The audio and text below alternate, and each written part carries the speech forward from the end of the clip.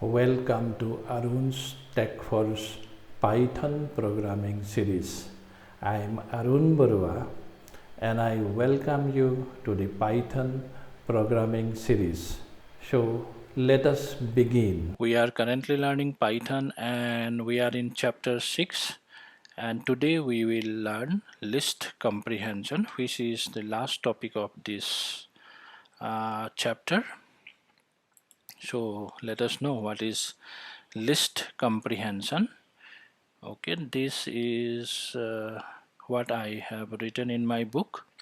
So list comprehension provides a concise way to create list.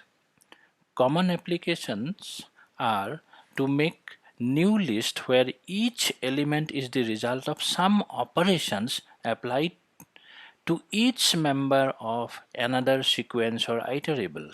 Okay, the creator of Python, Guido van Rossum, prefers list comprehension to construct using map, filter, reduce, and lambda. List comprehension is a complete substitute for the lambda function as well as map, filter, and reduce. The syntax is expression involving loop variable. Okay, after that we use a for loop in sequence. Now let us see in the programming environment. So let us create a cell here.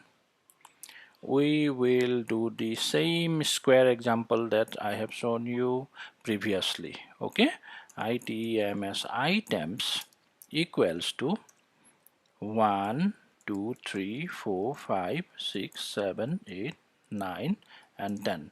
These are the 10 numbers in the list. Now let us create squares. So list comprehension, squares squares equals to what we do, x star star 2. It means x to the power 2. That is the expression what we want to apply to the items list. Okay, after that use a for loop for x in item as items. Run it.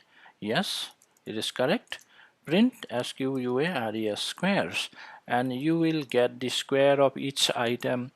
Okay, so you remember we have previously shown we did this same squares, okay, in our previous sections.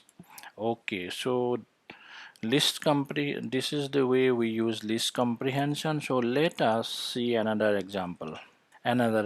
Suppose we give a names list equals to hello, say I love Python. Okay, now we want to print the length of each of these word in the list. How can we do it using a list comprehension? Say print. Okay, after then what we will do that there, we have to use the len function, len of say I, suppose. Okay, I would be the length of this. Then for I in this names names, print it.